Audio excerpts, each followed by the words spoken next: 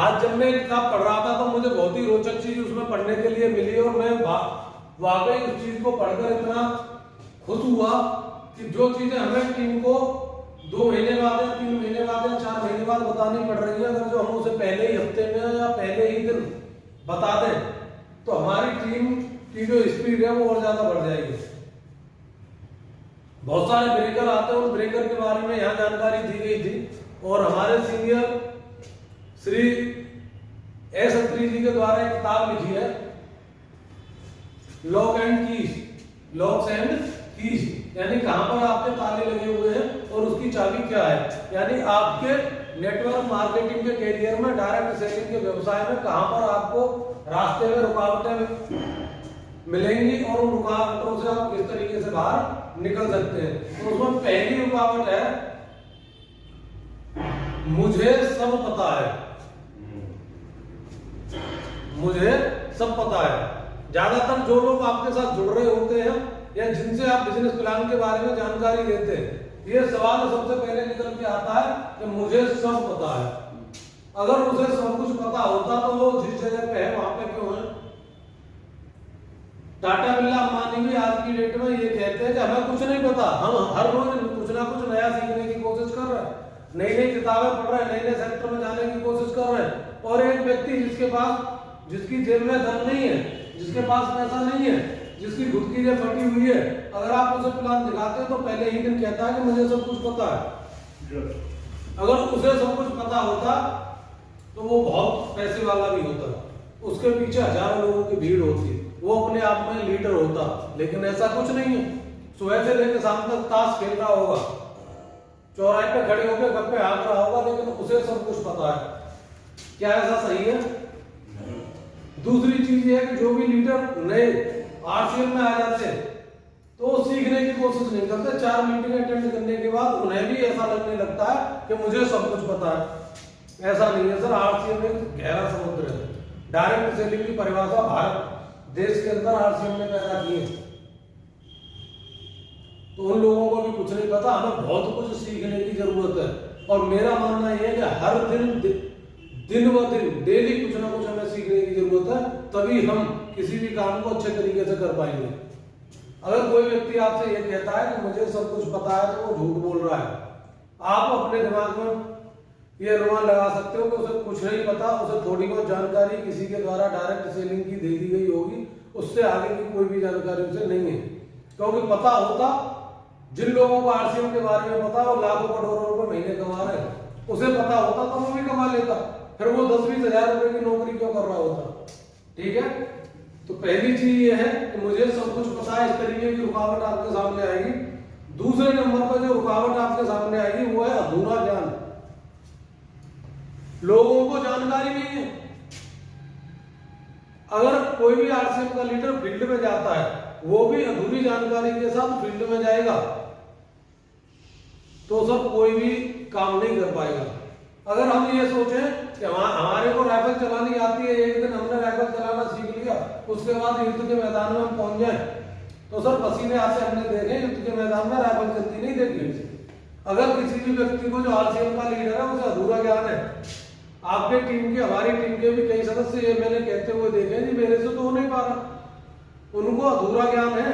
अगर जो सही ज्ञान की जानकारी उन्हें होती तो ऐसा होता ही नहीं, क्योंकि वो पूर्ण जानकारी सामने वाले को दे रहे होते। और सही जानकारी आप दोगे तो ऑथेंटिक रूप से समझने की कोशिश करेगा और इस डायरेक्ट सेलिंग के व्यवसाय में बहुत आगे बढ़ सकता है। तीसरा जो लॉक है वो है शॉर्टकट कामयाबी। प्रत्येक व्यक्ति आज की डेट में जिससे भी आप मिलेंगे, चाहे जॉब कर रहा है, बिजनेस के प्रोफेशन में, कोई स्टूडेंट है, XYZ कोई भी है, वो शॉर्टकट में कामयाबी चाहता है। क्या ऐसा हो सकता है? सर शॉर्टकट में कामयाबी कुछ लोगों को तुक्के से मिल जाती है, लेकिन वो उस कामयाबी को लगातार हासिल किए नहीं रह सकते, लगातार मेंटेन नहीं कर सकते। अब वो लोग शॉर्टकट में चाहते हैं तो फिर फ्रॉड भी उन्हीं लोगों के साथ होता है जो शॉर्टकट चाहते हैं। आज की डेट में शॉर्टकट सर प्रणाली में मैं तो ये कह रहा हूं कि फ्रॉड के अलावा कुछ हो ही नहीं सकता। किसी भी व्यक्ति को शॉर्टकट में सक्सेस मिली नहीं, किसी के भी बारे में बात करें। बहुत से विद्वान हमें समझ देते हैं कि मेहनत करो, संघर्ष करो, संयम रखो, सब कुछ ठीक होगा। अगर हम शॉर्टकट वाली प्रणाली को लागू कर देंगे तो ये चीजें कहां से पूरी हो पाएंगी। तो शॉर्टकट अगर किसी भी व्यक्ति को मिल जाए, कोई भी व्यक्ति जिससे आप बातचीत करते हो, अगर आपको ऐसा लगता है तो शॉर्टकट में कामयाबी चाहता है, तो वो आपके साथ लंबी रेस का घोड़ा नहीं बन सकता और ऐसे व्यक्ति से हम दूर रह सकते हैं। Yes sir. क्योंकि वो खुद के साथ भी आपका भी समय बर्बाद करेगा, खुद का भी समय बर्बाद करेगा और आरसीएम के अंदर शॉर्टकट में तो सर कोई कामयाबी मिल ही नहीं सकती। चौथी चीज है किसी और के भरोसे रहना। अगर आप किसी व्यक्ति को प्लान दिखाने के लिए जाते हो और आपको ऐसा लगता है कि मैं सामने वाले को संतुष्ट नहीं कर सकता या मेरे पे सही तरीके से प्लान नहीं देना आता, तो उस चीज की पूर्ति सर आप कर लें। अगर आप अपलाइन के भरोसे रहेंगे हर बार कि मेरी अपलाइन आके मेरे प्लान दे देगी, तो कहीं ना कहीं मुश्किल पैदा होने वाली है। क्योंकि लगातार नेटवर्क बढ़ता है प्रत्येक व्यक्ति का, और जब नेटवर्क बढ़ता है तो अपलाइन की जिम्मेदारियां भी बढ़ जाती है, लोग भी बढ़ जाते हैं, और प्रत्येक व्यक्ति का समान रूप से देखभाल करना अपलाइन के लिए थोड़ा सा मुश्किल होता है। तभी इस बिजनेस में कहा जाता है कि आप डुप्लीकेबल काम करो, यानी जो चीजें आप सीख सकते हो जल्दी से जल्दी सीखने की कोशिश करो, और अपनी टीम में जितने भी लोग हैं उन्हें भी हम सही तरीके से सिखा सकते हैं। पांचवा लॉक है आपका अलवेलापन, आलस और बहानेबाजी। अलवेलापन, आलस और बहानेबाजी। देखिए हमें आगे बढ़ना है तो आलस हमें छोड़ना पड़ेगा। अगर हमें काम करना है, सर्दी है, गर्मी है, बारिश है, रात है, दिन है, हमें कोई फर्क नहीं पड़ता। हमें किसी को प्लान दिखाने जाना है तो जाना है, चाहे हमारे घर की स्थिति कोई भी हो। कई बार हमारे पास पारिवारिक जिम्मेदारियां ज्यादा होती हैं, लेकिन हम उन्हें भी सॉर्ट आउट करने के बाद सामने वाले व्यक्ति को अगर हमें प्लान दिखाने का समय दे दिया है तो हम उसे पूरा कर सकते हैं। हमारी जिम्मेदारी है। हमारे जो कहावत है रामायण में दिया गया कि हमारा कोई भी वचन झूठा नहीं होना चाहिए। रघुकुल रीत सदा चलाई, प्राण जाए पर वचन न जाए। अगर आपने भी किसी भी व्यक्ति को प्लान दिखाने के लिए समय मांग लिया है तो सर आप उस वायदे पर खरे उतरने चाहिए, आप अपने समय से वहां पर पहुंचने चाहिए। ये हमारी जिम्मेदारी है। क्योंकि जब तक इस काम को पूरा नहीं करेंगे तब तक हम आलस की स्थिति में रहेंगे, और जब आलस की स्थिति में रहेंगे तो कोई ना कोई बहानेबाजी करने की कोशिश करेंगे। तो जो हम बहानेबाजी कर रहे हैं, किससे कर रहे हैं आखिरकार बहानेबाजी? हम अपने आप से कर रहे हैं, अपने आप से झूठ बोल रहे हैं। तो मेरा मानना यह है कि जो भी हम बहानेबाजी है, आलसपन है, उसे आज ही छोड़ दें। और मुझे बहुत अच्छा लगा कि आप लोग यहाँ पे आए हो। कहीं ना कहीं बहाने बनाने के लिए आप भी बना सकते थे, लेकिन एक चाहत है कुछ करने की। ठीक है, कुछ करने की चाहत है, वो आपके बच्चों को इस गरीबी के चक्कर से, इस एडजस्टमेंट के चक्कर से दूर निकाल सकती है और आपकी जरूरतों को पूरा कर सकती है। वहां से आपको एक अच्छा घर मिल सकता है, अच्छा गाड़ी मिल सकती है, बच्चों को अच्छा स्कूल मिल सकता है, उनकी अच्छी से शिक्षा हो सकती है और अच्छी शादियां हो सकती है। तो आज हम डिसीजन ले लेते हैं कि कंडीशन कुछ भी रहे, हम ये टालमटोल, हम ये आलसबाजी, हम ये बहानेबाजी नहीं करेंगे तो हम सफलता 100% प्राप्त कर सकते हैं। छठवां लॉक है उछल कूद करते रहना। क्या है? उछल कूद करते रहना।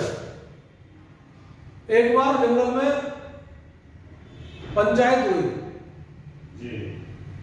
प्रत्येक जानवर का अलग अलग वक्तव्य था और बहुत सारी शिकायतें थी कि हर बार शेर ही राजा क्यों बन जाता है। जब पंचायत हो रही थी तो बहुत से बुजुर्ग लोगों ने कहा कि चलो कोई दिक्कत नहीं, इस बार हम सर्वसम्मति से बंदर को राजा बना देते हैं। बंदर को राजा बना देते हैं। सर्वसम्मति से बंदर राजा बन गया, लेकिन कुछ दिन बाद जंगल में आग लग गई। जंगल में आग लग गई। आग लगने के बाद बंदर की एक्टिविटी ये थी, कभी इस पेड़ से उस पेड़ पे, कभी उस पेड़ से इस पेड़ पे, कभी उस पेड़ से इस पेड़ पे। हालांकि वो कुछ भी नहीं कर पा रहा था, ना किसी को बचाने की स्थिति में था, ना कुछ करने की स्थिति में था। तो जब लोग शिकायत उससे करने लगे कि राजा साहब आप कर क्या रहे हो, कि भाई देखो मेरी उछल कूद में कोई कमी नहीं है, क्या हो रहा है इसके बारे में कोई जिम्मेदारी नहीं।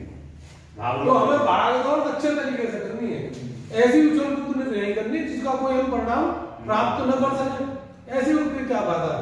आपका पैसा भी खर्च होगा, समय भी खर्च होगा, पेट्रोल भी खर्च होगी, आप खुद भी टेंशन में रहेंगे। नहीं, एक परमानेंट सही तरीके से भागदौड़ करने की जरूरत है। ऐसी उछल कूद का क्या फायदा कि हमें परिणाम न मिले। सातवां लोग है अव्यवसायिक तरीके से काम करना। एक बहुत ही महत्वपूर्ण चीज है अव्यवसायिक तरीके से काम करना। इसके बारे में डिटेल में जानकारी करने की जरूरत है। देखिए, आप जींस पैंट पहन के किसी को प्लान दिखाने के लिए जाते हैं तो आप अव्यवसायिक तरीके से काम कर रहे हैं। अगर आप प्रॉपर ड्रेस में नहीं जाते, आरसीएम की किट आपके पास नहीं है, आरसीएम के कपड़े आप नहीं पहनते हो, आरसीएम के जूते आप नहीं पहन रहे हो, आरसीएम का बैग आपके पास नहीं है, तो आप व्यवहारिक तरीके से काम नहीं कर रहे हो। तो अव्यवहारिक तरीके से आप कुछ भी नहीं कर पाओगे। हमें एक प्रोफेशनल तरीके से सही तरीके जानकारी लेने के बाद काम करना है। पहले खुद को शिक्षित करना है। जब हमारे अंदर कुछ होगा तभी तो हम बाहर निकाल पाएंगे। अब बाहर निकालने की स्थिति में है नहीं भाई। विचार तो हमें तभी आएंगे जब हमने कुछ अपने अंदर डाला होगा। डालेंगे कैसे? किताबें पढ़ने से आएगा, वीडियो सुनने से आएगा। अगर आप अपने आप में ऐसी काम नहीं कर पा रहे तो कहीं ना कहीं गड़बड़ हो रही है। आप दूसरों को तब बता पाएंगे जब आप दूसरों से ज्यादा जानकारी पहले से रखेंगे। और जब हम प्लान दिखाने के लिए आते हैं तो मेरा पर्सनल मानना है कि आपको सामने वाले से ज्यादा जानकारी है ऐसा पहले ही महसूस कर ले। क्योंकि वो अपने फील्ड का डॉक्टर हो सकता है, अपने फील्ड का वकील हो सकता है, अपने फील्ड का XYZ बिजनेसमैन हो सकता है, लेकिन हमारा बिजनेस डायरेक्ट सेलिंग का बिजनेस, आरसीएम बिजनेस एक अलग बिजनेस है और इसकी सबसे ज्यादा जानकारी हमें है। ठीक है, तो हमें काम करना है, व्यवहारिक तरीके से करना है। 8वां पॉइंट है वो है बिना लक्ष्य के भटकते रहना। हमें टारगेट पे फोकस करके काम करना होगा। अभी तक हम टारगेट नहीं बना पा रहे। पिछले 3-4 महीने से हमने देखा है कि कहीं ना कहीं हम जो टारगेट सेट कर रहे हैं उसको प्राप्त करने की कोशिश कर रहे हैं, लेकिन जब टीम हमारा साथ नहीं दे पाती, सहयोग नहीं कर पाती, तो टारगेट अचीव नहीं हो पा रहा। तो हमें पहले से ही महीने की शुरुआत में जो सीनियर सर आते हैं, अपलाइन हमारी आती है, तो उनके साथ काउंसलिंग मीटिंग करनी है। सर ये टारगेट हमारा कैसे अचीव होगा? चाहे कुछ भी मिस हो जाए, आपकी काउंसलिंग मिस नहीं होनी चाहिए। ये काउंसलिंग महीने के प्रथम दिन या पहले ही हफ्ते में होनी चाहिए, तभी आपको जो रिजल्ट आप प्राप्त करना चाहते हो महीने के अंत में मिल पाएंगे। Yes sir. 9वीं चीज है, 9वां बिंदु है आपका प्रशंसा करने में कंजूसी करना। अगर हमारी टीम का ऐसा कोई भी व्यक्ति है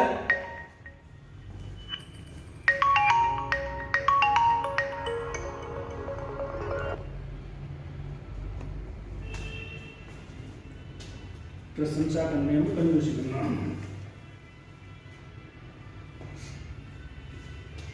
9वां पॉइंट है प्रशंसा करने में कंजूसी करना। अगर हमारी टीम का कोई भी ऐसा व्यक्ति है जिसने अच्छा काम किया है तो हम प्रशंसा कर सकते हैं। हमने किसी को कोई प्रोडक्ट दिया है तो अपने प्रोडक्ट की प्रशंसा कर सकते हैं। हमारी एम्प्लॉय ने हमारे साथ अच्छा सहयोग किया है, हम उनकी टीम के साथ में प्रशंसा कर सकते हैं।